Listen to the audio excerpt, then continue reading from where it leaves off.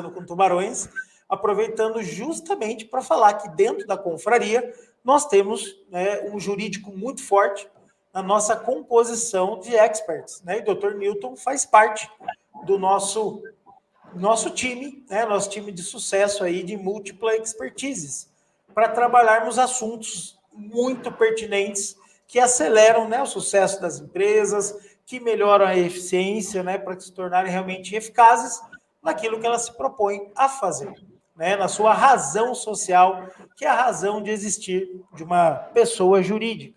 Né? Nós temos o propósito pessoal e o propósito empresarial, muito claro, e se falando da Confraria Vale Paraibana de Gestores de Pessoas, que nós estamos aí desde outubro de 2023, aí, né, algum tempinho já, um mês e pouco, 2 praticamente, né, estamos aqui aproveitando para falar um pouco mais da confraria, e agora, justamente nesse tema, né, muito pertinente, nós vamos abordar aqui agora as questões trabalhistas. Newton, a tua atuação, né, como advogado é ampla, né, tem vários setores aí de trabalho, e justamente hoje nós vamos falar da gestão trabalhista empresarial.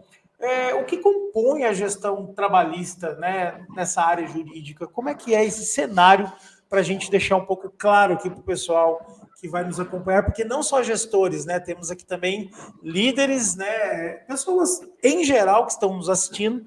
Como é que compõe esse cenário trabalhista empresarial?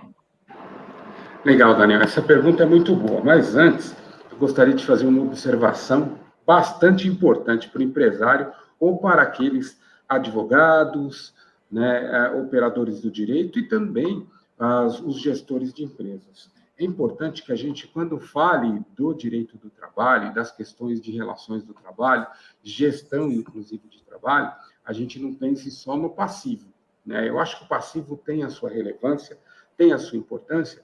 No entanto, é importante, é igualmente importante, melhor dizendo, nós pensarmos nas atitudes e atividades preventivas, porque o passivo é o fim da linha, né? É quando as coisas não se resolveram de uma maneira geral ali no ambiente empresarial, administrativo e preventivo, aí entra a discussão judicial, né? Então, o empresário brasileiro, de uma maneira geral, precisa olhar bastante para essa questão. O passivo é relevante, mas em muitas ocasiões, se você não conseguir e não tiver um profissional adequado para tomar as atitudes preventivas, você vai ficar enxugando gelo lá na ponta. Ou seja, você vai continuar trocando ali de mão o teu passivo e ele vai continuar existindo, e o gasto financeiro que eventualmente provenha dele vai continuar, né? Então, esse é bastante importante. Agora, respondendo a tua pergunta de uma maneira direta e objetiva, quando nós falamos da área trabalhista, muitos olham para essa questão de processos judiciais, e não é só isso, né? E compõe, na nossa visão, a questão, as atividades de consultoria. Eu diria que essa atividade de consultoria é a principal dentro de uma organização, para que ela possa efetivamente tomar as atitudes adequadas sob o ponto de vista jurídico. E eu não digo só sob o ponto de vista jurídico, eu digo só sob o ponto de vista de negócio também.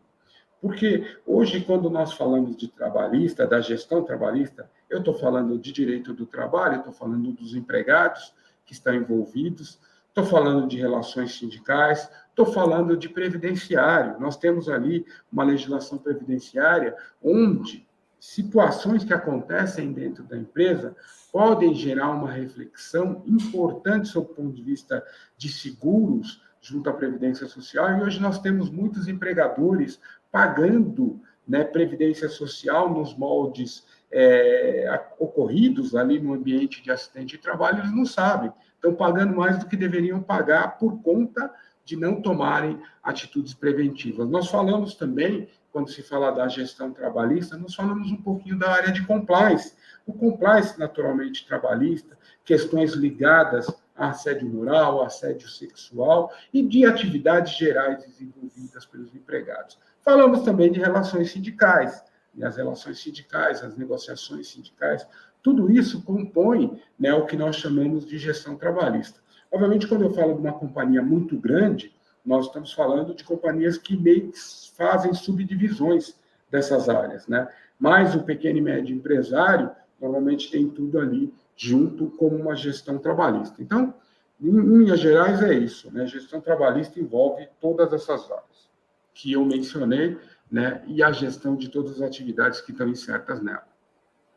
Bacana, realmente deu um overview muito joia para a gente, porque realmente o preventivo é uma consciência, né, muito necessária. Infelizmente, nós sabemos que o Brasil trabalha só apagando incêndio, né? O mindset, em geral, e embora nós brasileiros tenhamos recursos fantásticos de relações humanas e personalidade, mas ficamos a desejar, né, muito na questão preventiva.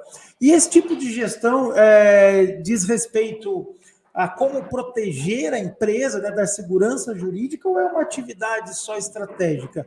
Realmente é uma proteção factível a longo prazo ou a médio prazo, não sei como, mas ou ela pode ser também estratégica de alguns momentos rápidos, assim, Newton? Como é que é essa dinâmica, né? Dá para fazer um programa de prevenção realmente e também apagar alguns incêndios por falta, né, de organização aí nessa área. Como é que é um pouquinho isso? Vamos lá. Essa é importante também. Eu acho que o Daniel está colocando as perguntas de forma muito providencial para que a gente possa discutir. Veja, nós temos um divisor de águas em relação aos jurídicos antigos, aos advogados que atuam da forma antiga, e os advogados que atuam da forma contemporânea, por assim dizer. Né? Nós temos duas visões no que diz respeito a esse tipo de situação, principalmente no que se fala a segurança jurídica. Vamos imaginar que o empresário faça um pedido para o advogado. O advogado antigo, ele olha esse pleito, essa pergunta, essa consulta, de maneira a entender, pode, não pode, e acabou. Então, ele fala para o empresário, você pode fazer ou não pode fazer. Né? E aí, esse tipo de situação é uma situação que limita muito a capacidade do empresário em fazer aquilo que ele faz de melhor, que é empresariar o seu negócio, que é ser empreendedor, que é ir para frente com o seu negócio.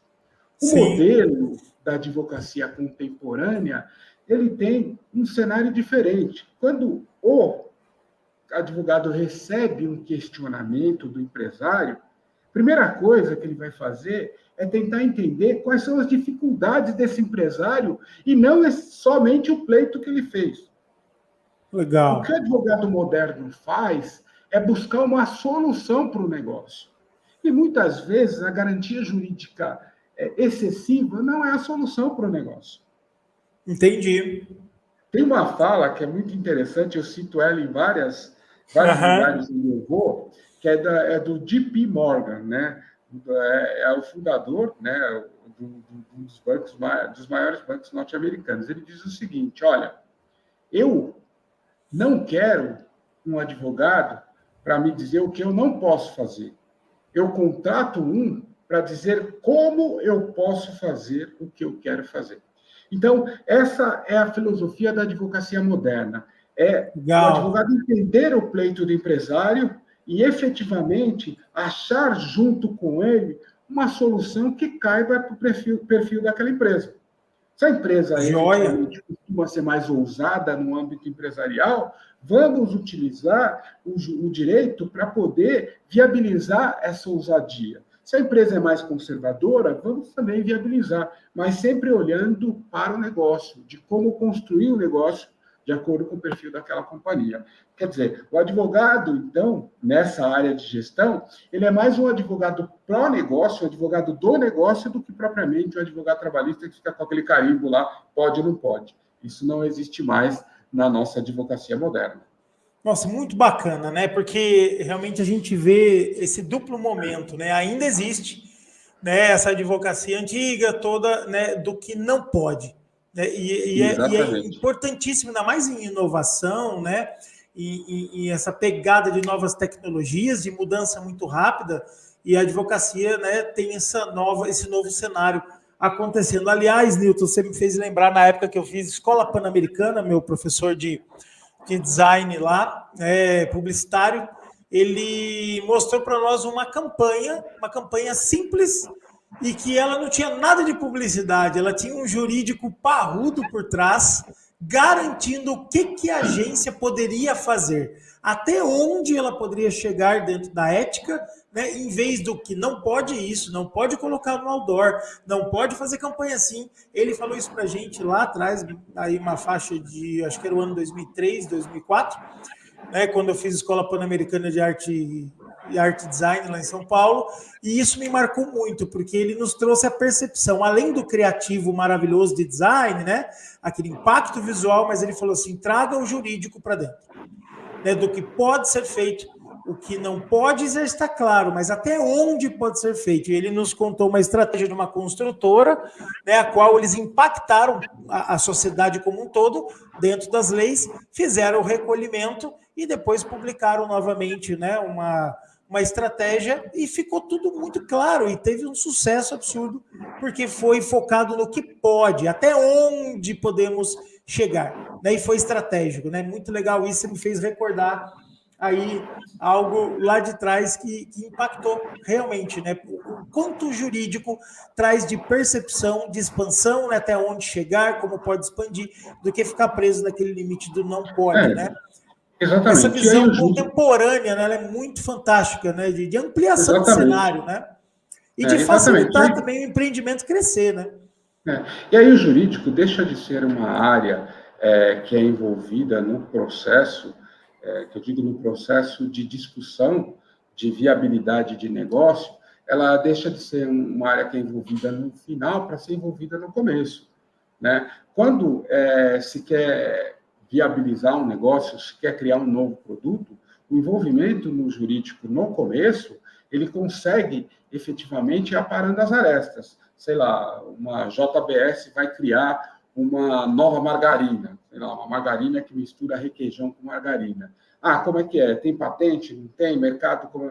Faz todo aquele estudo, mas no momento em que o jurídico está junto com as áreas de criação e marketing e tudo mais, aparando as arestas que eventualmente possam ter no mercado, seguramente esse negócio será um sucesso e sem as demandas, né, muito assintosas que viriam se o jurídico não estivesse participando. Então, ele deixa de ser uma área coadjuvante ali para ser uma área estratégica do negócio.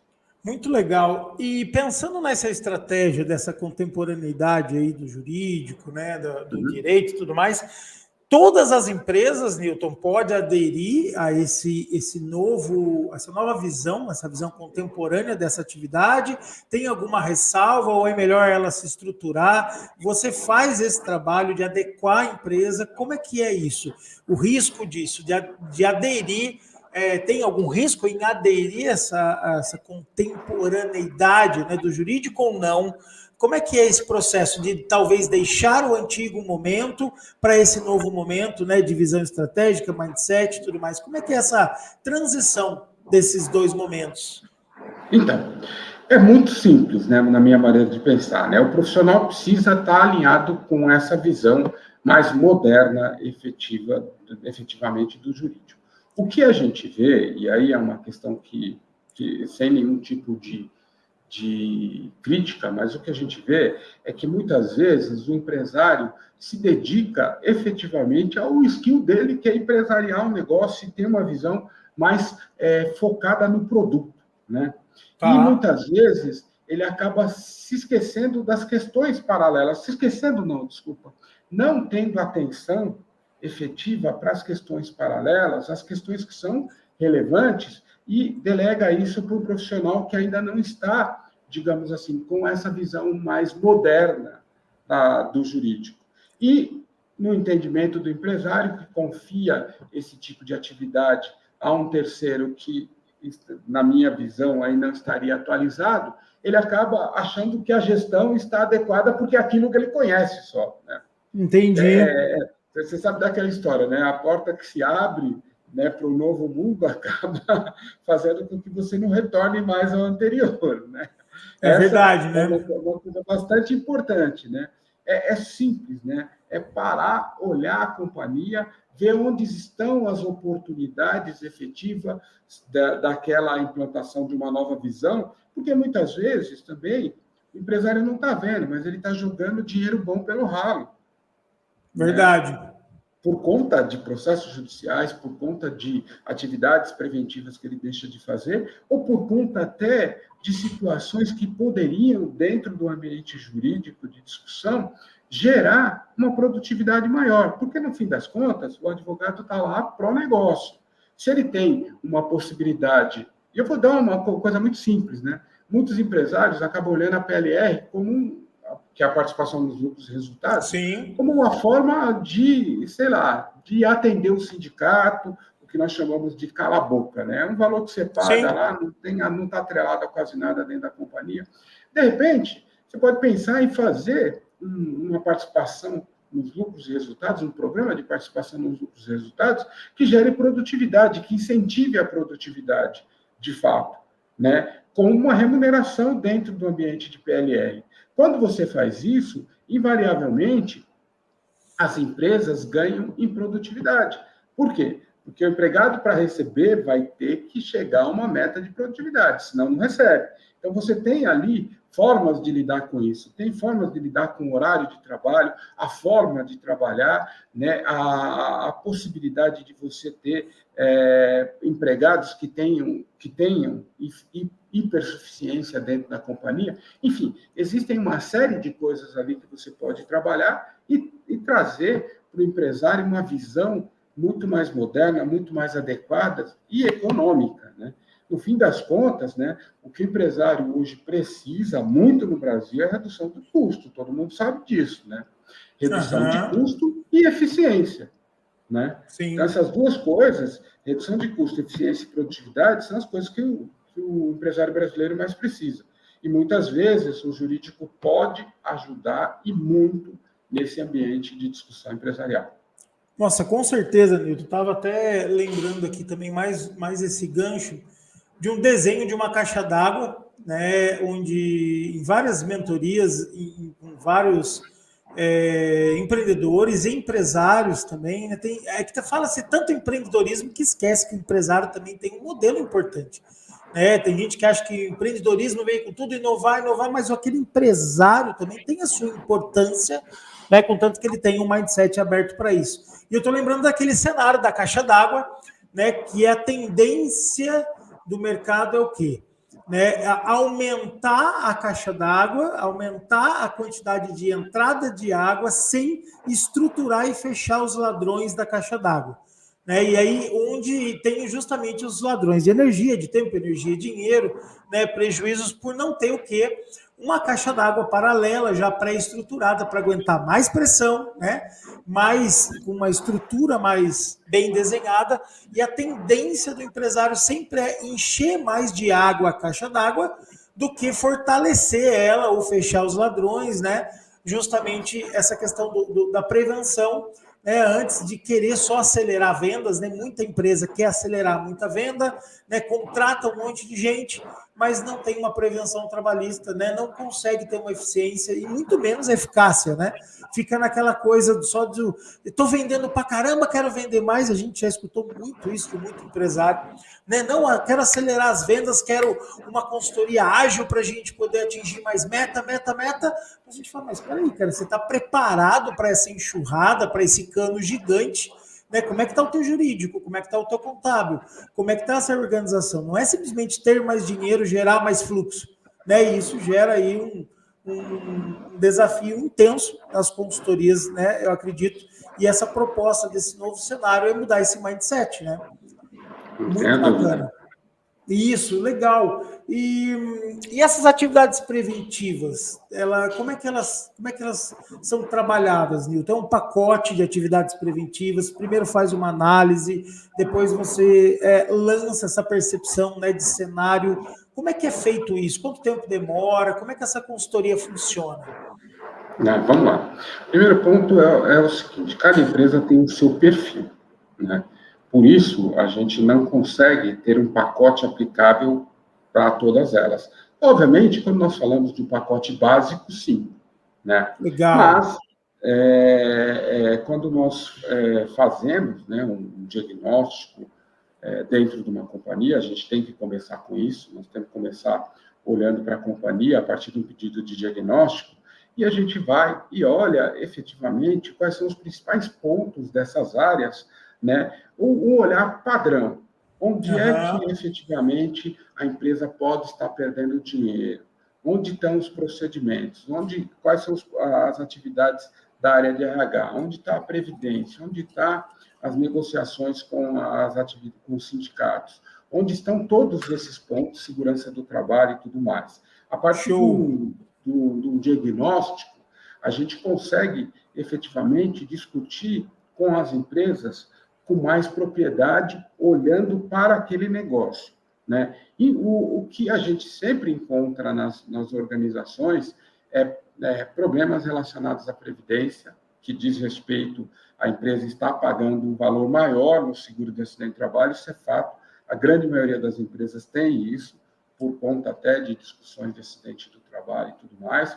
Sim. O que a gente encontra também são muitas questões ali relacionadas a procedimentos internos que acabam gerando uma dificuldade efetiva de entendimento da companhia, e aí, da companhia não, desculpa, dos empregados que lá militam, né? E aí isso tudo gera processo trabalhista, e muitas vezes a empresa não consegue fazer as provas adequadas porque não está organizada dentro da sua instituição para poder lidar com o desafio de processos judiciais, né? E outras, a gente vê situações de oportunidades mesmo de ter eficiência. Essa questão da PLR é uma, né? Muita gente fala muito, né, do trabalho em home office, né? A gente tem ali uma questão do home office versus o que nós chamamos de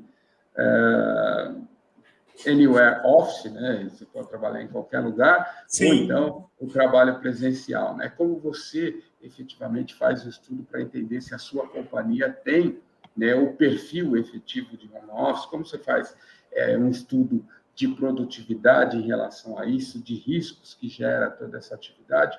Então, quando você começa a fazer o diagnóstico, você entende a empresa e consegue passar para ela inclusive, quanto que ela poderia efetivamente ter de saving em relação a isso.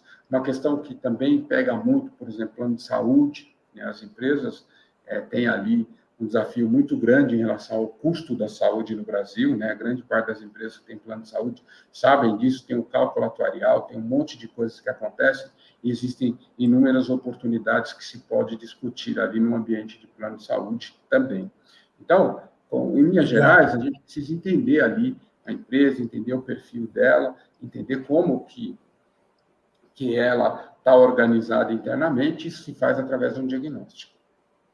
Maravilha. Porque realmente são vários atores aí nesse jogo, né? Essa dramaturgia, né? São itens realmente bem concisos, né? Que vão gerar aí o benefício. Então, legal, esses dois momentos, né? Justamente que a gente abordou aqui sobre o jurídico antigo, né, sem se atualizar, e esse novo cenário contemporâneo, mas que facilita justamente ampliar, né, demandas das empresas. E falando agora um pouquinho sobre os canais de denúncia, Milton, como é que está funcionando isso?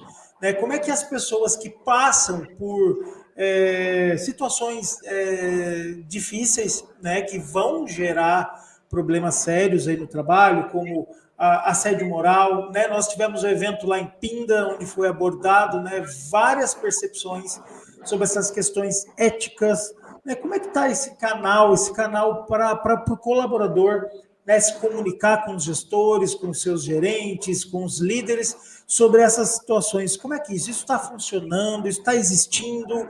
Como é que você traz para a gente a tua percepção do cenário atual sobre esses canais de comunicação, né, que vão amparar o colaborador também, né?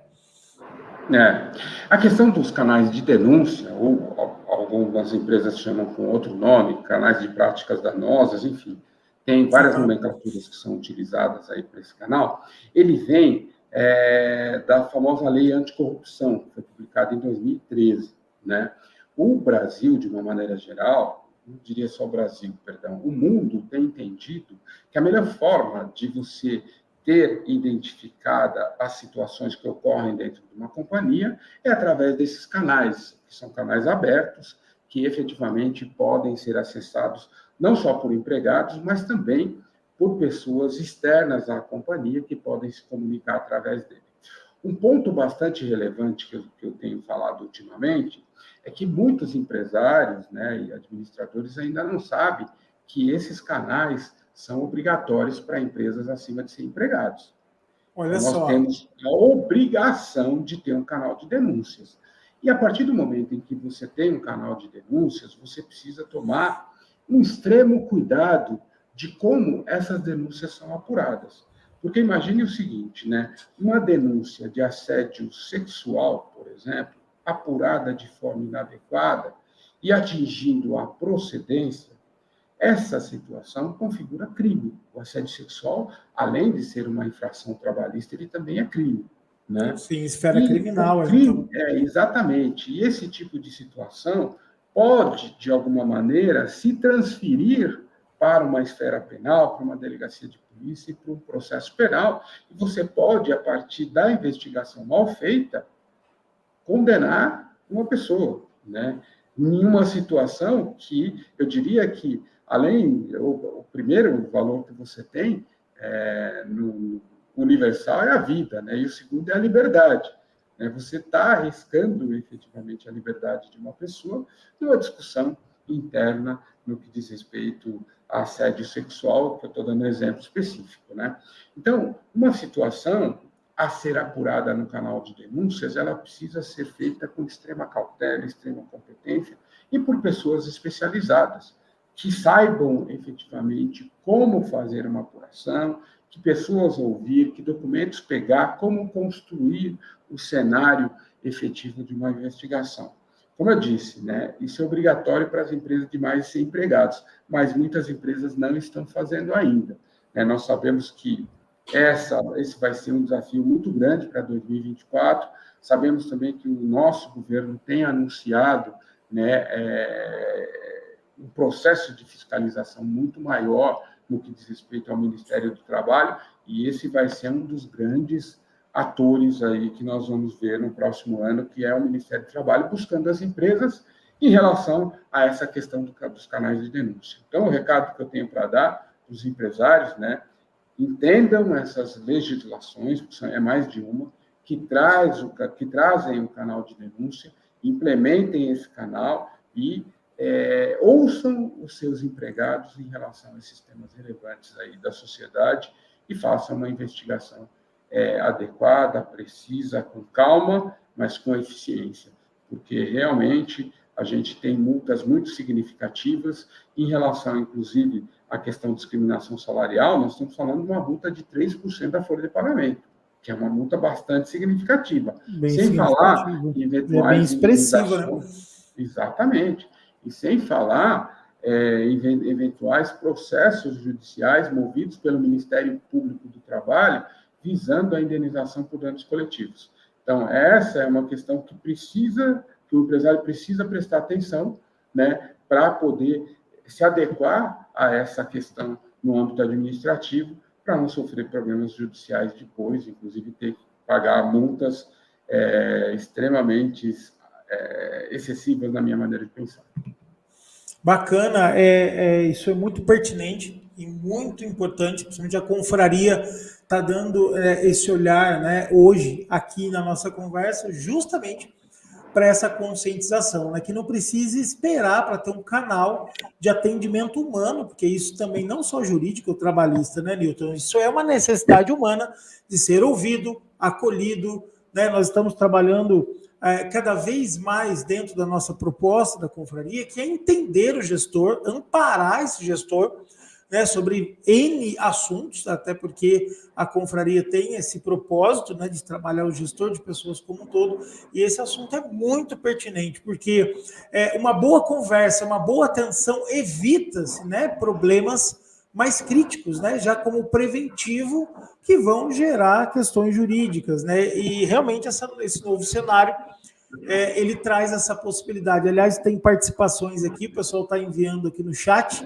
para a gente, né? E parabenizando pelo mindset sensacional que o Clodoaldo colocou aqui para a gente, que é um mindset inovador, né? Um mindset aí de prevenção, né, no jurídico. E ele colocou aqui uma pergunta aqui, Newton, ó. Existem casos em que é melhor assumir o risco jurídico do que aplicar a correção de processo? Se existe caso que é melhor assumir, né, realmente o risco jurídico a aplicar, né, em vez de aplicar aí o processo. Por exemplo, a adequação da NR12, ele colocou aqui. Né? Você acredita que em alguns casos é melhor assumir o risco? O que eu costumo dizer para os meus clientes é o seguinte: a questão da NR12, ela tem um histórico que é muito, eu não sei como classificar em termos de nomenclatura, mas se eu fosse falar sem pensar, eu ia dizer que é macabro. Porque a NR12 acabou passando numa comissão tripartite, né, que participaram os empresários, só que quem representou os empresários parece que não viu a questão da NR12 e passou essa bagunça toda que todo mundo critica e que está efetivamente criando um problema muito sério aí para todos os empregadores. O que eu vejo, efetivamente, em relação à assunção ou não de riscos, né, eu costumo dizer para os meus clientes o seguinte: bom, vamos lá, né? Se efetivamente você não tem como cumprir, ou é extremamente oneroso o cumprimento efetivo desse direito que está posto, vamos tentar minimizar efetivamente os impactos que possam ter, né, essa aplicação que você vai fazer, né? Se você vai deixar de ter, digamos assim, eu não me lembro exatamente, mas, enfim, você tem uma furadeira em que você não tem, né, uma proteção exigida pela NR12, que é uma proteção excessiva, né, para a furadeira, é uma coisa maluca, inclusive, depois a gente pode até olhar. Você precisa, né, estar com o seu empregado treinado para como utilizar aquela furadeira. Você precisa ter um ambiente que efetivamente não traga uma exposição a ele em relação àquela furadeira e todos os outros pontos. Se você tiver tudo isso, né, mas não tiver aquela proteção da furadeira de acordo com a NR12, a furadeira tem que ter proteção, e a proteção tem que ser proteção muito hard. É que a NR12 se superou, né? Ela trouxe uma condição muito excessiva e eu diria que, criando um eufemismo, incumprível em relação à questão de segurança, né?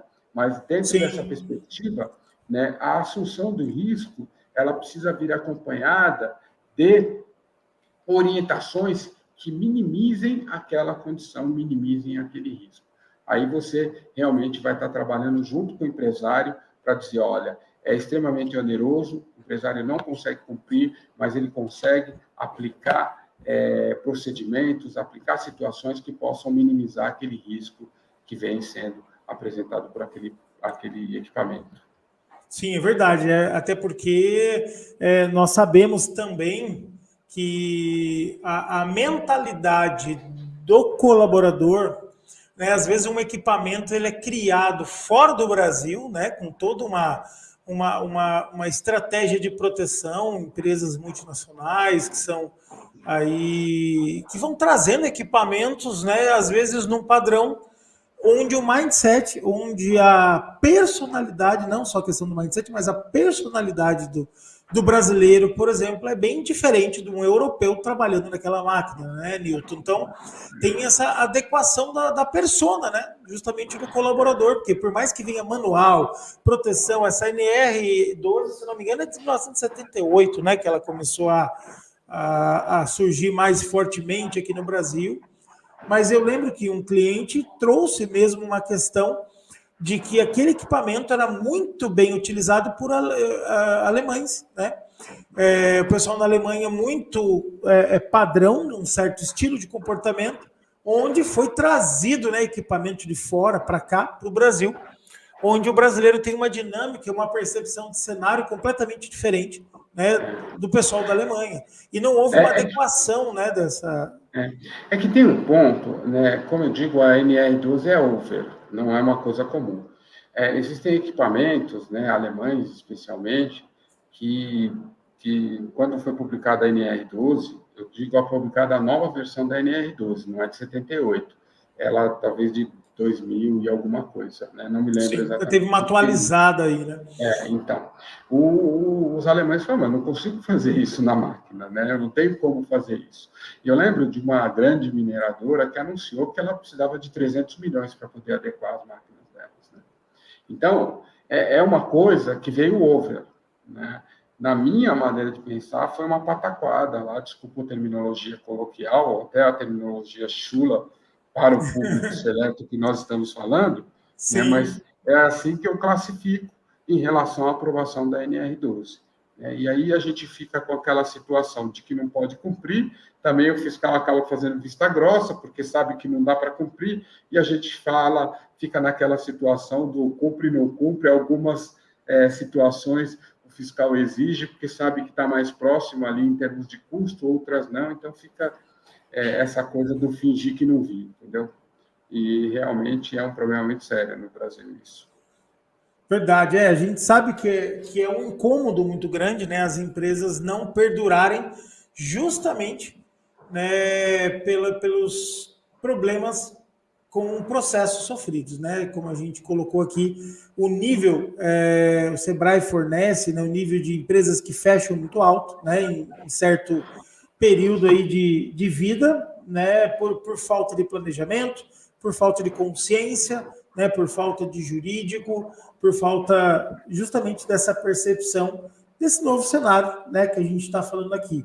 E como é que então a gente pode fazer, Nilton, para justamente fazer uma gestão eficiente, né, dentro da companhia, né, além da conscientização, mas qual é a pegada para a gente poder ter uma maior eficiência? Como a gente pode considerar a real, o start, né, do empresário para fazer essa adequação e começar a ter mais sucesso, né, mais economia, e como é que funciona a partir de então, né, que a gente despertou agora essa percepção para o novo cenário, como é que esses empresários que vão estar assistindo a gente, eles podem começar justamente essa melhoria, né, essas adequações, essa melhoria, como é que eles podem abrir e startar, né, essas qualificações e essas adequações. Eu diria, Daniel, que assim, né, todas essas situações passam por uma avaliação da companhia, um diagnóstico, né? Eu acho que esse empresário precisa procurar um profissional que tenha essa visão para que ele possa efetivamente fazer um diagnóstico dentro da companhia e entenda onde estão os gaps ali e como que eles podem efetivamente serem resolvidos, né? A gente tem um cenário dentro do nosso país que faz parte de um processo de confiança já estabelecido aí por muitos anos, né? A gente tem o hábito não, eu diria que o empresário contrata um advogado e ele imagina que aquele advogado acompanha ele a vida toda para fazer todas aquelas coisas que efetivamente ele tem que fazer, mas muitas vezes essa situação não está sob o olhar daquele profissional, né? E não necessariamente que ele precisa ser excluso do processo, né? Ele pode continuar no processo, né? Mas o empresário precisa pegar um profissional que conheça essa modernidade, por assim dizer, do direito do trabalho. Eu vou dar um exemplo que é bem, assim, digamos assim, todas as empresas, grande parte das empresas tem, questão do processo trabalhista, né? Que é uma coisa que todo mundo fala, direito de trabalho para mim é processo trabalhista. Vamos lá. Aí você pega um profissional da advocacia, né, comum, que ele entrega para o empresário. Ele entrega a defesa do processo, entrega a audiência, entrega o recurso. Isso é suficiente? Eu acho que não, né? Esse tipo de entrega é a obrigação do profissional, mas o que ele faz mais? O que o empresário quer ver? Às vezes o empresário Ele não sabe efetivamente disso, porque ele nunca teve. Mas o que ele quer ver do processo trabalhista? Eu quero saber, efetivamente, como é que eu estou posicionado em termos de custos desse processo. O que ele vai gerar para mim lá na frente? Esse processo que veio para a companhia, ele tem um lessons learned. Eu aprendi alguma coisa com esse empregado que me processou? Como é que eu transformo esse processo num outro processo interno em que eu possa tomar atitudes preventivas a partir da leitura desse processo? Legal. É um lessons learned. Legal. Não há aprendizado com o que já acontece na empresa há anos e repetição de padrões sem melhorias, né? Então, mesmo acontecendo o processo, não tem a melhoria, né? Como é que E eu estou falando de processo judicial, que é o fim da linha, mas você tem vários outros processos internos que você pode interromper ali no meio do caminho, adotar melhores condições, eu digo processos, eu falo procedimentos internos. Isso, exato. Outros caminhos e efetivamente evitar que você tenha um resultado ruim. Né? Mas o processo trabalhista está no final. Todos os advogados falam, defesa, isso e isso. Tá bom, mas é só isso? Né? Eu preciso ter uma visão diferente. Preciso ter uma estatística de quantos processos eu estou recebendo nessa área e na outra área. Como é que você faz para resolver essa quantidade de processos e que impacta isso financeiramente no negócio? Né? Eu tenho uma quantidade de processos sendo atualizada por índices que efetivamente compensa mais eu fazer uma composição do que ficar, né, atualizando esses valores que daqui a um ano dobra, daqui a 2 anos não faz sentido. Né? Verdade. Se você não olha para isso efetivamente nos processos judiciais, você está jogando dinheiro pelo ralo, e é dinheiro bom que está indo fora. É dinheiro bom. Eu estou falando de processos judiciais, que é aquilo Sim. que a grande maioria das empresas tem. Então, as empresas acabam não olhando para isso, né, e deixando aquela situação, e o empresário, muitas vezes, que desconhece tudo isso, ele acaba falando, é normal, tá? E não olha para isso, a coisa vai indo embora. E o dinheiro da empresa também, os recursos, né? É verdade, Newton. E pensando no nosso bate-papo, né, a gente já está chegando aqui nos ótimos momentos finais, é exatamente isso, e para isso que nós estamos aqui nesse canal, né, do Conversando com Tubarões, para falar do quê? Como na confraria nós temos pessoas especialistas, né, os profissionais nossos com know-how sênior, isso é fantástico a gente abordar aqui nessa nossa finalização, que é o quê? Todos os nossos profissionais dentro da confraria, né, o Newton é também membro, fundador da confraria Vale Paraibano de Gestores de Pessoas, para que nós possamos, com esse olhar multidisciplinar, minimizar todas essas problemáticas, porque se precisa mexer no processo técnico de produtividade, né, equipamento, o desenho do processo, nós temos profissionais aqui dentro. Se precisa mexer na questão ambiental, né, que é impacto ambiental, impacto químico, riscos aparentes, nós temos profissionais aqui dentro.